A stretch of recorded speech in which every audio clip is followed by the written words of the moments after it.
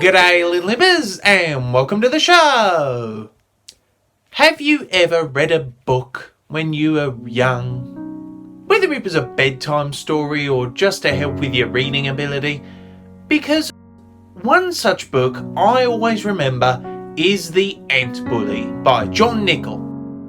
So when I saw that The Ant Bully had been made into an animated film in 2006, I was naturally eager to see what it was all about, whether they captured the same magic and the same elegant way of telling a story that was in the book.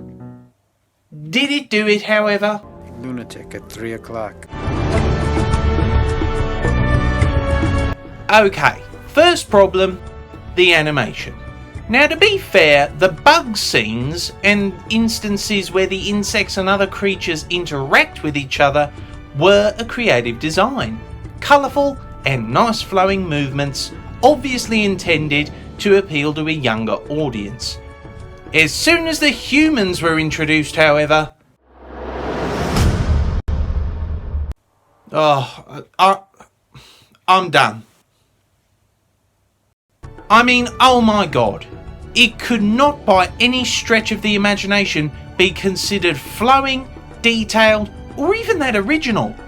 And I think I know the reason why. Second problem, director John A. Davis. Though he had a hit with a film a while back called Jimmy Neutron, which got an Oscar nomination and eventually made it into a short television series, The Ant Bully tanked big time, losing almost $30 million US. And to this day, Davis still hasn't made another movie. Animation house DNA Productions, the company that made it, closed down after making The Ant Bully, and even resulted in the cancellation of Jimmy Neutron, the series, despite a fourth season being already in development. So with that said, what are the positives of this film?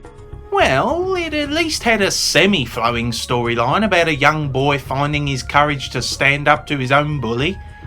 But I think that the ants have a really bizarre solution to this.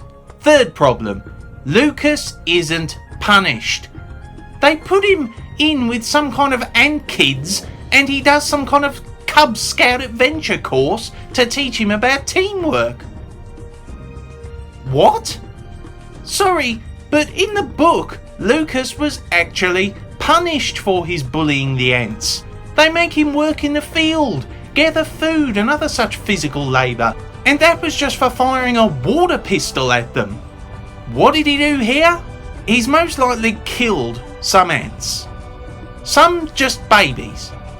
And to top it all off, he urinated on the anthill. That's nasty.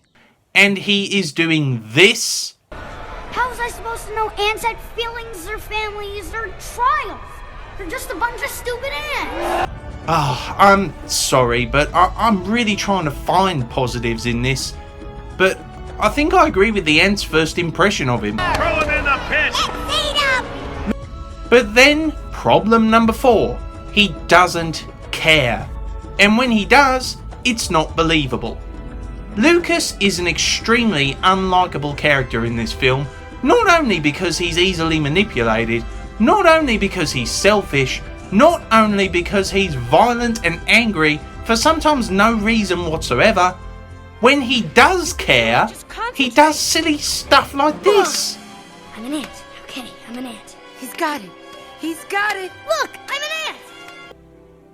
Our realism survey says... Oh, go home movie, you're drunk. Really? I'm expected to buy this? That he climbs up sheer surfaces like Spider-Man just because he says, I believe in it? Okay, so remember kids, if you can't fly next time you launch yourself off your bed, flapping your arms like a nutter, that's just because you don't believe in it enough.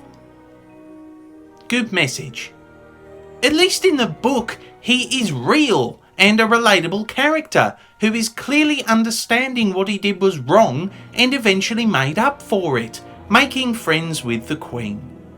But here, they're just a bunch of stupid ants. They're just a bunch of stupid ants. To be perfectly honest, Lucas does not even really learn his lesson at the end. Yeah, he stands up to the bully, but it just feels like it's done purely to suit the story and not because you felt he had developed to that point. It's just because the plot demanded it. This film is just odd. And I think that's a good way of summing up most of it. Odd. Nicolas Cage as the wizard was funny, and I did actually laugh at this scene. Oh, no relationship is worth this. But the overall execution of the characters and story together just didn't mix. And when you have unrealistic standards for kids to get behind, you're already missing the point. Just showing weird imagery like this monstrous and terrifying scene simply isn't what it's about. You're telling a story about bullying. But still, I've said my piece, and I personally wouldn't show it to any kids.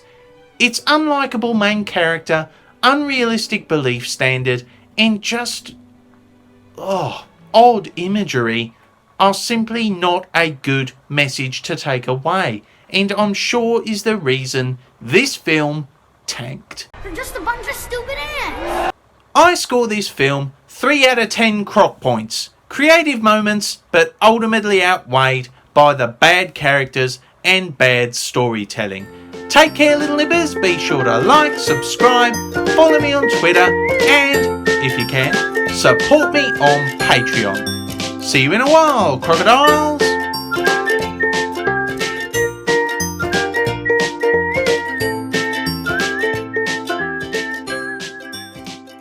Oh, no relationship is worth this.